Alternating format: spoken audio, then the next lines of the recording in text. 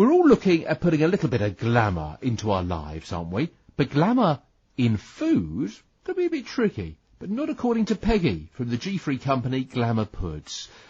And she's got several mottos. One of them is, seize the moment, eat dessert first. Love it. People often ask you about the calorie count, and what we say is, well, yeah, they're the same as every other pudding, but you have to make every calorie count, so at least eat something good. And that's us. Tell me what's in your range. So we have two ranges. We have a range of hot puddings, which are microwavable pudding pots. We have 5 different kinds of sponges, and then our award-winning hot chocolate fudge pudding, which won its category in the Free From Food Awards this year. We have another range, which is cold desserts, and they're chiffon pies.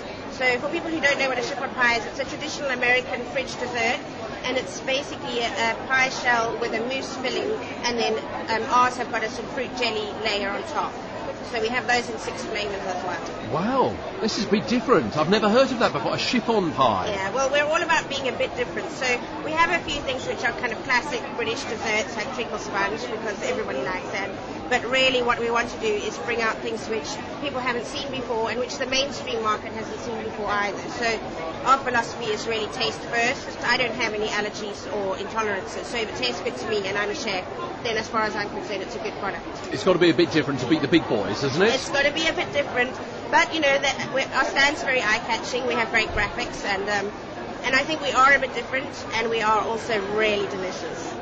So you're not celiac yourself, so why did you get into the business? Well, I came to being a chef quite late. I've only been a chef for the last 4 years, but I've cooked for a lot of people with different intolerances, and the thing that really I find very depressing is that they all say, oh, this food is so great, but normally what I get is so rubbish. And so, you know, I want people to really love their food. Food is my passion, and I saw that there was this gap in the market for the desserts, and I do love a bit of cake myself.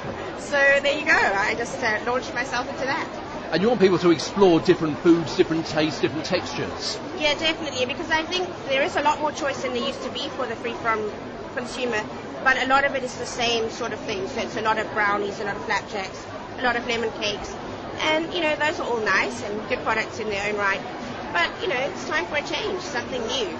No one's going to buy a lemon cake or a brownie every single week or every single month. You want that repeat business, and you get that from having a wider range. Exactly. And the good thing is, because I'm still a small company, I only launched 2 months ago, I have a lot of flexibility in my product development, and I would say we have quite an ambitious product development program.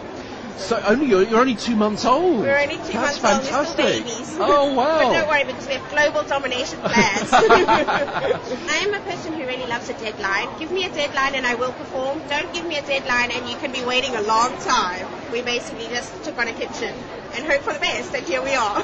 I mean this in the nicest possible way, Peggy. You sound a bit mad, trying to put yourself through all that kind of pressure. You don't worry. The first delivery I made to Whole Foods, every single minute of that process, I was thinking maybe I could just not deliver. It's been an interesting ride, but you know, it's good to be on an adventure. Gosh, I'm just looking at your glamorous assistant over here, who's taking another pudding out, the like of which I've not seen. Tell me what this is. Describe it to me. So that is the passion fruit chiffon pie. So it's a short crust pastry base with a light chiffon mousse, a passion fruit layer on top. The mousse itself is just plain puree, but on top it's got all the beautiful passion fruit seeds, so it looks really pretty. And that's part of the thing.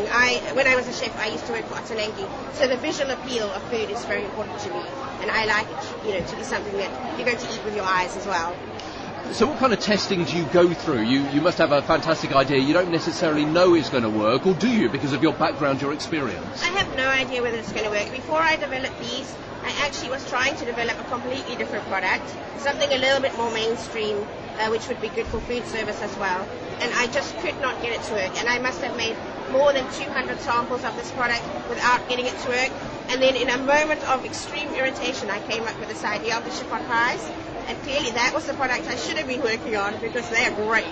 Tell me about your aims finally. Tastes, they've got to be fresh, clean label, responsive and stylish. There's some good aims for a food company. I like those. Yeah. Talk me through those. So I think the clean label is the hardest, and it's something where you really have to walk the line between giving people what they want and kind of sticking to your ethics about it. So I really believe in clean label. I don't believe in the chemical additives and lots of preservatives and that. but there is a tension there with the whole no sugar, reduced salt, reduced whatever, because of course salt and sugar and fat are all preservatives that give a product a longer shelf life. So from a practical point of view of getting into a retailer and having a product that can sit on the shelf, you need a bit of fat and you need a bit of sugar. And from the chef's perspective, our mantra is fat is flavor. And the same can be said for sugar. So I'm not going down the route of low sugar, low fat, because I don't want to replace those things with a bunch of chemicals and gums and that sort of thing. So I think that's our most important thing. Number one, we're all about the taste.